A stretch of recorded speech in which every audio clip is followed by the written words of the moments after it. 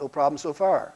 They all have the same breath, and man has no advantage, no preeminence over the beasts. Big difference. For all is vanity. All go to one place, and all are from the dust, and turn to dust again.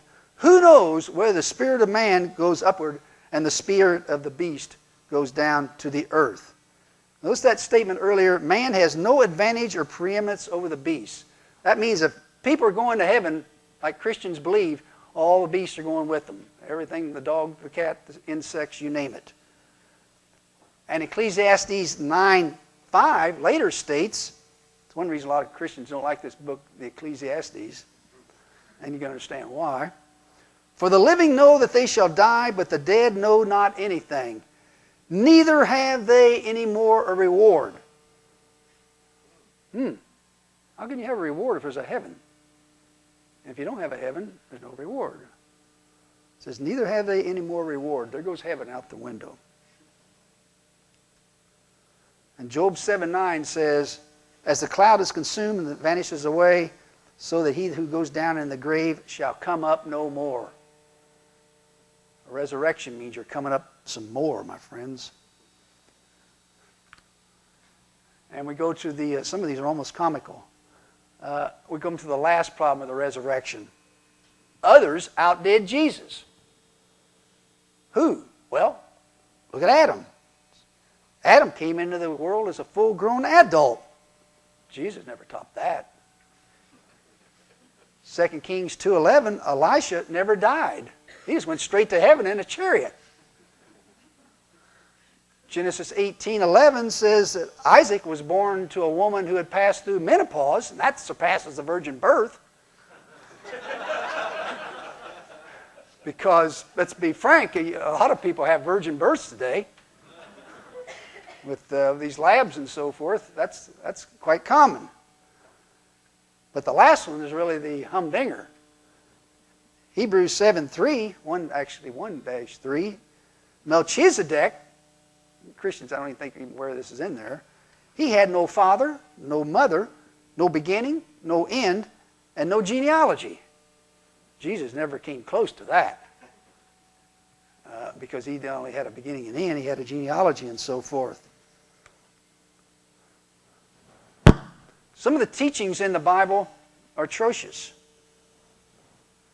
Give some examples. People who are gays, some of them tried to defend the Bible in the sense that they try to say that the Bible does not condemn homosexuality. It does. The fundamentalists are correct on that. It does in the Old and New Testament. So I would not take that attack if I were them. What I would do is to show that the teachings of the Bible are atrocious, and its teachings with respect to the gays are no better. Let me give an example. Slavery. The Bible defends slavery. No question about it.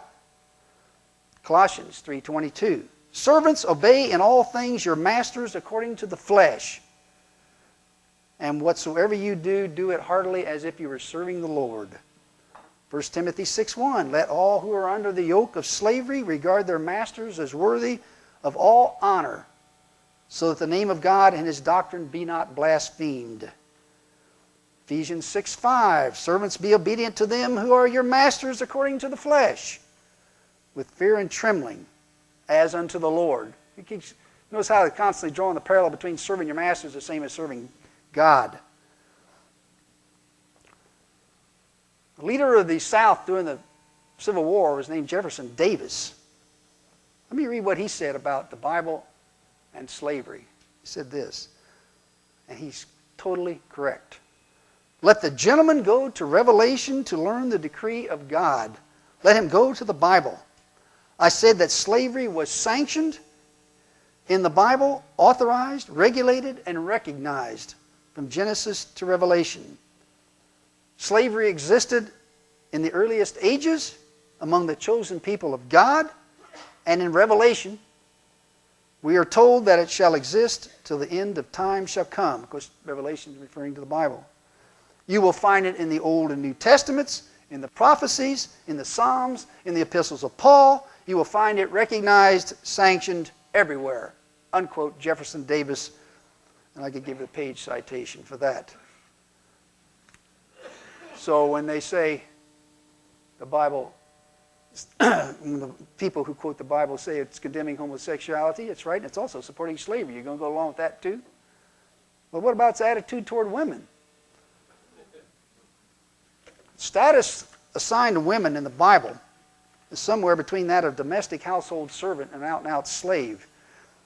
How a woman could defend the Bible or remotely support this book is beyond me. The book is horribly male chauvinist and sexist. 1 Peter 3:1, likewise ye wives, be in subjection to your husbands.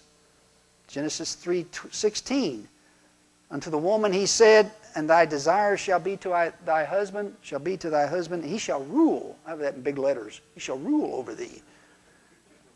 So if you're truly following the Bible, and you're a married woman in today's society, you should look upon your husband in the following manner. Wives, submit yourself unto your husbands as unto the Lord. For the husband is the head of the wife, even as Christ is the head of the church. You should serve your husband and look upon that the same way you look upon Christ, serving Christ and God. Even as Christ is the head of the church. Neither was the man created for the woman, but the woman was created for the man. Boy, doesn't that sound nice. You can read all kinds of meanings into that one. Women can't be in the clergy. 1 Corinthians 14:34 says that. I was watching TV the other day and I saw some pastor up in New England. This was on an evening newscast. I think it was NBC. And this man had fired this lady who was teaching Sunday school. She'd been doing it for 54 years. And they wanted to ask him why he did it. And he pulled out the verses. And one of them was the one I have right here.